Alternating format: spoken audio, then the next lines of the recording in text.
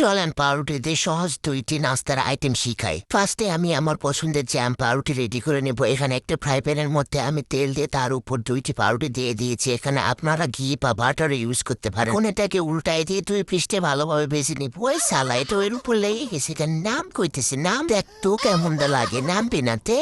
ও নামছে ভদ্র আছে আমার মতো, অভদ্র না। এখন এটাকে আমি একটা বোলের মধ্যে উঠায় নেব।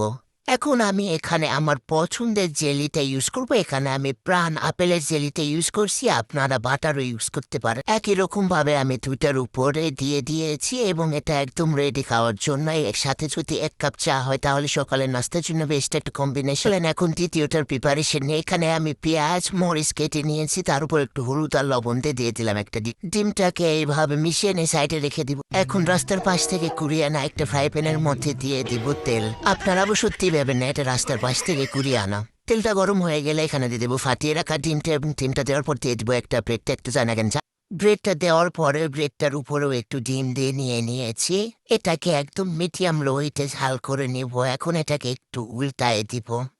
দেখছিস কম হয়ে গেছে, বুঝলামই কম হবে। কিপটামোর একটা লিমিট থাকে। আপনারা আমার মতো কিপটাম করেন না, যত বেশি ডিম দিবেন তত মজা লাগবে। এটা কিপটামো করে নষ্ট করে ফেলেছে, এই জন্য তৃতীয়টা পুরোটা ডিমের মধ্যে চুবাই দিয়েছি। আপনারা যদি আমার মতো বড় লোক হন তাহলে এইভাবে ডিমের মধ্যে চুবাই দিবেন। তুই কি ভাবছিস তোরা ডিমের মধ্যে গোসল করাইতে ওখানেই রাখবো? যা তেলের মধ্যে যা। এখন গরিব বড়লোক 2টাকে এক জায়গায় দিয়ে দিয়ে একটু ভালোভাবে ভেজে নিয়ে উঠাই নেব এবং আমাদের নাস্তা একদম রেডি। আপনারা এরকম সহজেই 2 মিনিটে সকালের জন্য নাস্তা বানিয়ে নিতে পারেন। আশা করি ভিডিওটি ভালো লাগছে। Thank you for watching, please subscribe. ধন্যবাদ।